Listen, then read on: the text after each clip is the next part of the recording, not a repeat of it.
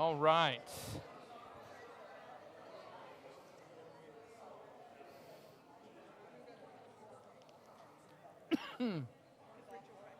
Oh. You don't want to be on the front row? I'll spit on. I don't. Yeah. I don't blame you. Well, good evening. All right, we're getting into our focus on Proverbs again, and again, we're going based on just looking at concepts within Proverbs, not in a linear fashion, chapter to chapter. And really, for our introduction, we did handle the topic of wisdom, but we're going to focus more specifically on what, throughout Proverbs, all the passages have to do with wisdom versus foolishness. And so I think this is going to be a good discussion. I've just enjoyed the simplicity of this, and it just helps with a lot of, I guess it just gets us thinking about these things. And so I've got a few observations for some they're self-explanatory. And so we'll look at these. And so I've asked Brother Patrick to hand those out. And so Christian has got the microphone as well. If you've got any thoughts, please raise your hand and let him see you.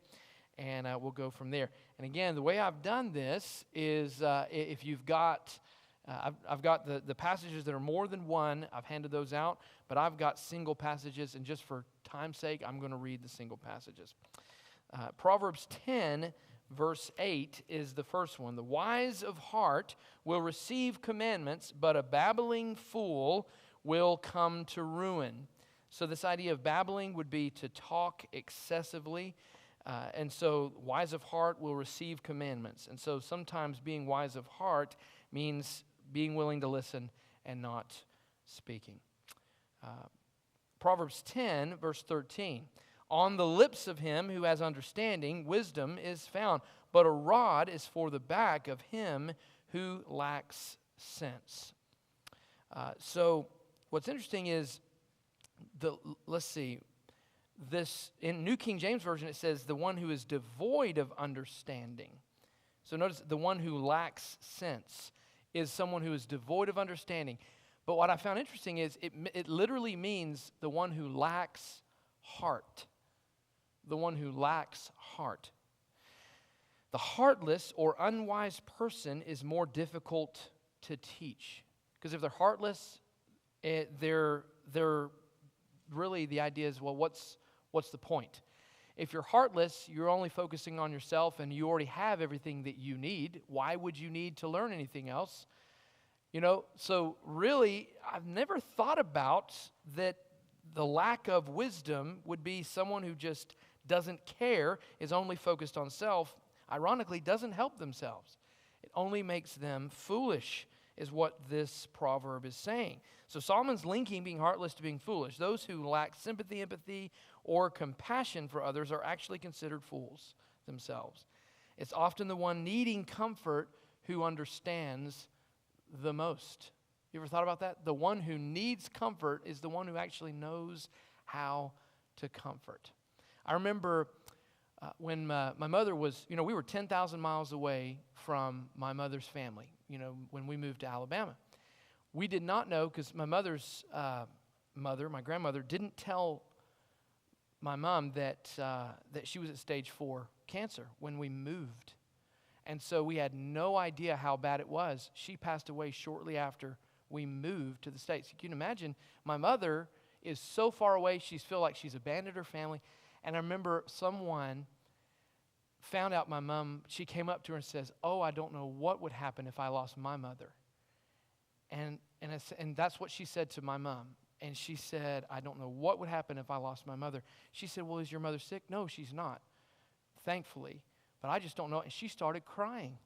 My mother consoled her because she just was so enwrapped with grief over the thought of losing her own mother. She just lost it. And my mother comforted her, and she had just lost her mother. So, sometimes, and I know that individual didn't mean that, but so often that can happen. And we need to recognize that wisdom is just willing to have empathy, compassion, and sympathy. So what's amazing is God is often using those who've gone through something to help somebody else. To be able to put yourself in someone's shoes, that's a beautiful thing, and that comes from things that aren't so beautiful. And so that's where wisdom comes. Proverbs 10, verse 23, doing wrong is like a joke to a fool, but wisdom is pleasure to a man of understanding. And this is where I wanted us to look at Proverbs 26, 18 through 20. Who has this one? All right, Michael.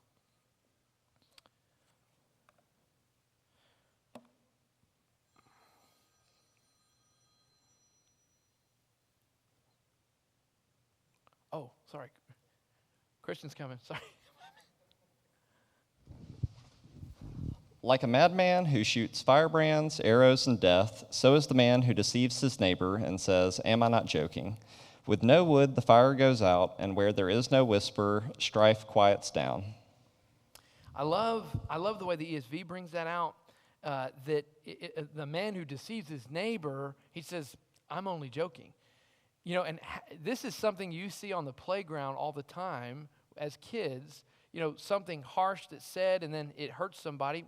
I was just kidding. That's the idea. Can you believe that's in the Bible? I love that. But I love that he compares, it's like a madman who throws firebrands, arrows, and death is the one who would be deceptive, but then try to say, it's just a joke. We've got to recognize doing wrong is not a joke. It's not a laughing matter. But the fool is going to minimize his own evil because he's going to say, well, if I can change terms, if I can say that's not evil, then it's all good. I don't have to learn wisdom. I can just change everything, and it's just a joke. Well, it doesn't turn out to be the joke. Proverbs 11 and verse 12 says, whoever belittles his neighbor lacks sense, but a man of understanding remains silent. This idea of belittling one's neighbor. There's some depth to this. The idea is the person who has to belittle somebody else in order to feel better about themselves. The theologian Adam Clarke said of this verse, a foolish man is generally abundant in his criticisms. He dwells on the defects of his neighbor and is sure to bring them into the most prominent view, always bringing up where they disagree, always bringing up where you're wrong, always bringing up where the little issues that you have and voicing them all of the time. Why would that person do that? Notice it says, but a man of understanding, a prudent, sensible man, hides those defects wherever he can, allows you to save face, if you will, and puts the most charitable construction on those which he cannot conceal. All right, Proverbs 12 and verse 8. A man is commended according to his good sense, but one of twisted mind is despised. All right, so the one who is of a twisted mind is despised, and that would also link back to doing wrong is like a joke to a fool. All right, but the man is commended according to his good sense. Proverbs 12, 15 through 16. Who has that? All right, Brandon's got it. Who's got 14, 6 through 9 as well? That's coming up. All right, so that's on the other side with Tim. Okay. The way of a fool is right in his own eyes, but a wise man listens to advice. The vexation of a fool is known at once, but the prudent ignores an insult. Right. So the vexation of a fool is known at once, but the prudent ignores an insult. This would be in the same realm of being quick to hear, slow to speak, slow to anger. If you are vexed immediately the moment you hear something, it's something that's known at once. The idea is giving someone the benefit of the doubt, actually stopping and listening to what's being done. It can really help in those situations.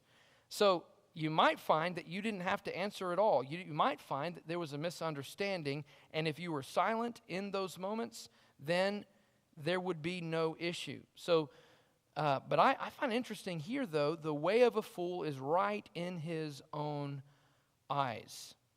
So, what is that? The way of a fool is right in his own eyes.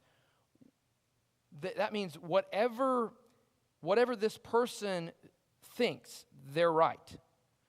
And it's the idea, okay, everybody has a blind spot. Everybody has a blind spot. I remember I used to use this as an example. I had that truck from high school. I had this for 17 years. I used to wax that thing on the weekends when I had time and keep that thing looking good. I knew every inch of that truck, that little tiny little Ranger. But it had a blind spot. Even though I knew every inch of it, it had a blind spot. While I was driving it, I had to look over my shoulder. And it's important we always have someone that is able to look over our shoulder and say, you know what, there's some things that we need to work on. That's this idea. Every vehicle has a blind spot, so does every person. This is why we listen to advice. But there are things in, there are things in that blind spot that we won't be able to change. And there are things that we will be able to change. And that made me think about the serenity prayer. God, grant me the serenity to accept the things I cannot change, the courage to change the things I can, and the wisdom to know the difference. Living one day at a time, enjoying one moment at a time, accepting hardships as the pathway to peace, taking as he did the sinful world as it is, not as I would have it, trusting that he will make all things right if I surrender to his will, that I may be reasonably happy in this life and supremely happy with him forever. Reinhold Neubauer, 1892. So Paul gave similar wisdom, and it would be where the Lord's Supper is actually that helps to fulfill that blind spot. In 1 Corinthians 11:31, it says, "But if we judged ourselves truly, we would not be judged." That's within the context of examining ourselves in comparison to the body. I can look each week at myself and say, I did this, and that does not match up to the body of Christ. Jesus died anyway. If we judge ourselves truly, each week we have an opportunity to make that blind spot just a little bit smaller. I think we have the blind spot because we throw a blind eye to it. We bury those things. We don't want to think about those things because it's too challenging. That's why Jesus gave us a reminder each week. He knew we needed that reminder. Okay, so let's see. Let's keep going. So that we're Proverbs 12:23. A prudent man conceals knowledge, but the heart of fools proclaims folly. Moffat's translation says, "No cautious man blurts out all he knows, but a fool comes out with his folly." Proverbs 13, verse 16. "Every prudent man acts with knowledge, but a fool flaunts his folly." The word here for acts, it means to do or to create or make. And it's interesting, this word is used for God specifically because God is the creator. So the wise man is, what this is saying is, the wise man is able to access what God has created. So the prudent man is going to access knowledge that comes from God. But the fool will flaunt his folly that comes from himself, is the idea. And so wisdom says, I don't have it figured out. Wisdom says, I'm going to access, I know where to access it. God can grant it. I've got to find what God has given, the knowledge that God supplies. All right, Proverbs 13:20. Excuse me. "He who walks with wise men will be wise, but the companion of fools will be destroyed." This is what Paul was talking about in 1 Corinthians 15:33. "Do not be deceived. Bad company ruins good morals." All right, so we're 3 away from you, Tim. But the Proverbs 15, verse 14. You become, let's see, Proverbs 15:14. Let's turn to that. Proverbs 15:14. It's very similar to what we just looked at. The heart of him who has understanding seeks knowledge, but the mouths of fools feed on folly. So the mouths of fools feed on folly. The idea is then that they're going to rally around those who are foolish, and they're going to feed on that folly. And so that's the idea of bad company ruins good morals. But the reason is bad company is going to become a craving for those who feel that way. Like-mindedness is going to cause people to, hey, I'm going to put myself around people who are the same as me. And it creates that concept. All right. Proverbs 14:1. The wise woman builds her house, but the foolish pulls it down with her hands. So the idea is wisdom and foolishness, it's a choice, is it not? I mean, that's what Jesus was saying at the end of the Sermon on the Mount. Those who hear these words of mine and do them will be like a wise man who built his house on the rock. Those who hear these words of mine and don't do them will be like a foolish man who built his house on the rock. It's a choice whether we're going to take the words of God and apply them or not. Proverbs 14:3. In the mouth of a fool is a rod of pride, but the lips of the wise will preserve them. So remember this, a parallelism. So the one compares to the other. And so it helps us kind of see what's being said here. So a fool's words sweep their own feet out from under them. So pride comes before a fall. So in the mouth of a fool is a rod of pride. The idea is if a fool is, pride comes before a fall. A fool will, through their own lips, through their own words, trip themselves up. All right, Tim, Proverbs 14:6-9. The mocker seeks wisdom and finds none, but knowledge comes easily to the discerning. Stay away from a foolish man, for you will not find knowledge on his lips. The wisdom of the prudent is to give thought to their ways, but the folly of fools is deception. Fools mock at making amends for sin, but goodwill is found among the upright. Fools mock at making amends for sin. Is that not why, what we were looking at before, the way of a fool is, it's this idea of doing wrong is like a joke to a fool. If he can just make it a joke, he doesn't have to make amends because that's too hard. So if he can change what he really meant in the form of a lie, if he can make you out to be the person who was wrong and gaslight, then that means he doesn't have to do anything. Excuse me. And so you almost think, well, it's really little effort to obtain foolishness, but to maintain foolishness, takes a lot of effort. It takes a lot of effort. But the idea of obtaining wisdom also takes much effort. And so studying, doing those things. So a lot of foolishness just comes from laziness that we discussed a few weeks ago. Yes? One comment. So a guy I'm studying with asked me recently, he said, what's the difference between like understanding knowledge and wisdom? Mm-hmm. And so this is what I told him. I said, wisdom is to have a deep understanding and to be very knowledgeable about a certain subject. And discernment is the ability to use that wisdom to determine God's will in a particular situation. So I told him it's a progression. You have understanding, then you have knowledge, then you have wisdom, then you have discernment. Right. I think it builds up like that.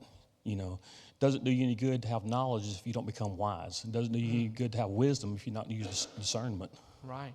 You can have all the wisdom in the world, but if you don't have discernment to use it, that's Solomon toward the end of his life. Yeah, and then, so he asked me, how is it that you know what God's will is? Because that's a lot of things people struggle with. And I just told him, I said, when you read something where it says the will of God, just replace the word will with desire. Right. I said, what is it that your Father desires you to do? Great point. That's very good. And I think, is that not the crux of where sin lies? To him who knows the right thing to do and does not do it, to him it is sin. And so we can know the right thing all the time, but that does not mean we will make the decision to do the right thing. I've often heard, well, they know better. I've heard, well, they know better. Well, knowing better, that's why sin is so horrible. That's the point of it. You know the right thing to do, but you don't do it. But again, that's the idea of discernment, not using that discernment, maybe even squashing it because you realize that's the desire of God, but you know what? I have my own desires, and I'd rather give into that side of me. And that's going to breed foolishness. But then that gets you in a mess, and so you see what foolishness can continue to make that mess because you don't want to make amends for something that you've done. And so you can make up a scenario that makes you perfectly fine. And that's what happens in the world today more and more. Thank you for the comment, brother. That was good. All right. Proverbs 14:24 says, "The crown of the wise is their riches, but the foolishness of fools is folly." I think this is interesting because it seems to be an obvious one. But if you look closer, the crown of the wise is their riches. What it's saying is, in parallel, someone who's wise, who's discerning, who has knowledge, and acts on it. As a result, their life's going to be a certain way. It'll be evident. You'll see a crown. And that riches doesn't always it's not specifically referring to wealth. It's really just the idea of a crown. You see something from this person. You know, like we saw in the devotional, whoever pursues righteousness and kindness finds life, righteousness, and honor. That's a crown. That's going to be recognized. Well, what's recognized with someone who's foolish? It's the foolishness of fools is their folly. It's the things they do that are foolish. So wisdom or foolishness will have evident results. Proverbs 14:33. "Wisdom rests in the heart of him who has understanding, but what is in the heart of fools is made known." So, what is in the heart of fools is made known. What is in the heart of a wise person is not always made known, because a wise person doesn't have to say what's on their mind. They're going to be maybe reserved. They're going to recognize, you know what, this is not a time to speak. This is a time to listen. Abraham Lincoln, it's been attributed to him, but he said, "Better to remain silent and be thought a fool than to speak and to remove all doubt." Darnell, I love that. I love that. Darnell, and to remove all doubt. Better to remain silent and be thought a fool than to speak and to remove all doubt. That's what's being said here. Wisdom rests in the heart of him who has understanding. So you recognize that he's got wisdom in his heart. That's going to be silent. That's talking about silence. But what is in the heart of fools is made known, then that's erasing all doubt. Proverbs 14:35. "The king's favor is toward a wise servant, but his wrath is against him who causes shame." So wisdom and folly can really, well, it depends on the person. It can not really affect much of the goings on in this world. But if it gets all the way into the king's palace, wisdom and folly is going to be important because it affects everyone. It affects everything. And so this is why it is so important that the person who is leading a nation is doing so with wisdom and not folly. Proverbs 15:21. Folly is joy to him who is destitute of discernment. But a man of understanding walks uprightly. So the person who is foolish thinks it's a really good time. It's all about the good time, having a great experience. But that would be a place that's destitute of discernment, destitute of what is the result of, what's the result of that night on the town? Sometimes it could be the DUI. Sometimes it could be the death of someone because you got behind the wheel. You know, things like that. People don't, and there are double standards in our society to where, you know, we have a society that says just have fun and do all those things, but don't be a drunkard. You know, don't get to that point. Well, where is that point? And once you've gotten to that point, stay away from that person. You know, it's a double standard, and people don't recognize it. Without discernment, they fall right into that trap. But the man of understanding walks uprightly. How is a young person going to be able to have that kind of discernment? Well, my grandfather never touched alcohol because his father did. He came back from World War II, the town drunk. And it is horrible. So his son never touched it. Why? Because he saw what it did to his mom. He saw what it did to him, to his sisters. He never touched it. It was discernment from hard knocks. Right? But sometimes it doesn't have to be from those situations. Sometimes it can be from someone who's willing to share what God brought them through. So children don't have to learn from those mistakes. That's Titus 2. Wisdom needs to be shared, and our children need to hear it.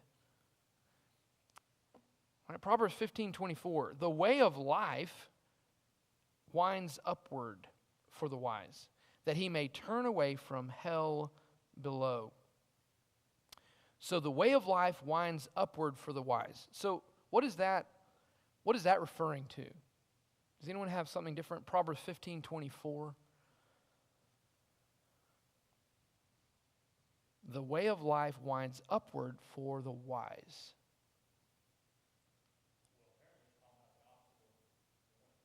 There you go. So it's parallelism. So so sometimes you can look at what's said at the end to understand what's being said at the beginning. That he may turn away from hell below. Right? So we recognize the fall. We recognize the issues that are going on. I don't want what's down. I want what's up. The way of life winds upward for the wise.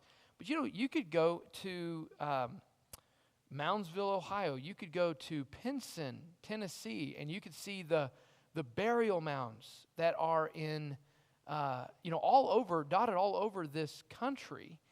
The Native Americans, they buried their dead upward.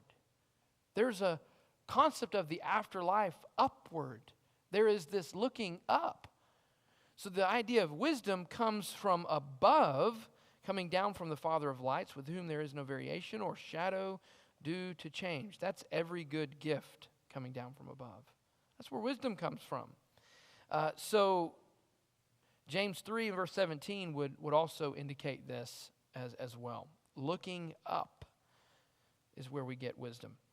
Proverbs 16 verse 16. I'm kind of rushing through these. We've got several, and verse 16 says, "How much better to get wisdom than gold, and to get understanding is to be chosen rather than silver." Right? Because if you have understanding, then you keep your silver. If you don't, you lose your gold. Proverbs 16:21 through 22. The wise in heart will be called prudent. And, that was somebody else's. Who had that? All right, Michael. Proverbs 16:21 and 22. The wise of the heart is called discerning, and sweetness of speech increases persuasiveness. Good sense is a fountain of life to him who has it, but the instruction of fools is folly.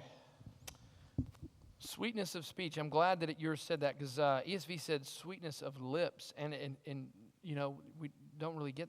Yeah, it's the idea of sweetness of speech increases learning.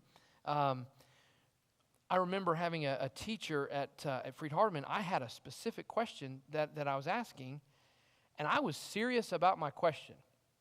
But I learned that phrase, "there's no dumb questions," it does not apply in college. Because my question apparently was extremely dumb. And he let it be known. This was the first day of class, and I asked a question. He's like, "That is the dumbest question I've ever heard." I didn't ask another question throughout the rest of the class. Yes, sir. So there's a way in which we can increase in learning, or we can promote those things. If we have a sweetness of speech, it actually helps to promote learning. And so, I really struggled in that class. That was a challenging class from the very beginning. But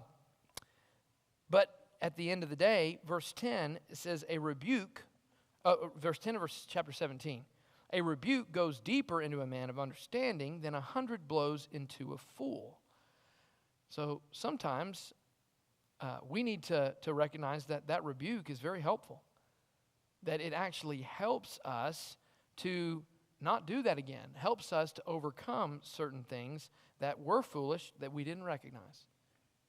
So, verse 12, let a man meet a she-bear robbed of her cubs rather than a fool in his folly. That is descriptive. You know, they say if you ever run into a bear, play dead. Did the bear come up with that? I just want to know, did the bear come with that? Because that just makes it easier for the bear, doesn't it? I mean, that's what I think. No, I'm kidding.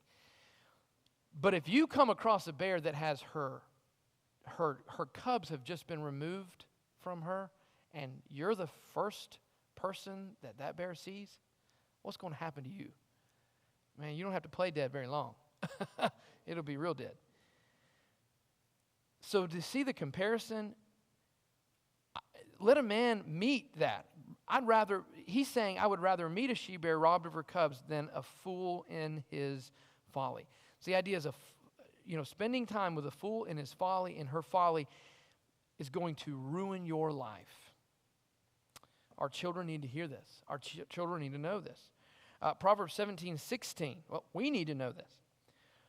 Verse 16, why should a fool have money in his hand to buy wisdom when he has no sense?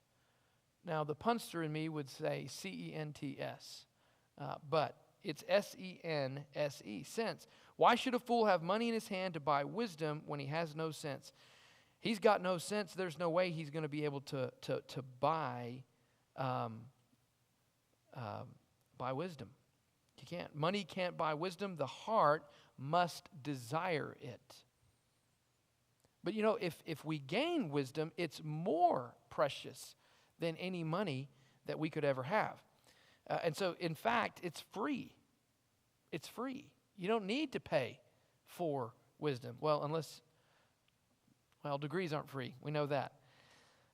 Somehow it has been monetized. But the idea of wisdom, we learn it every day, don't we?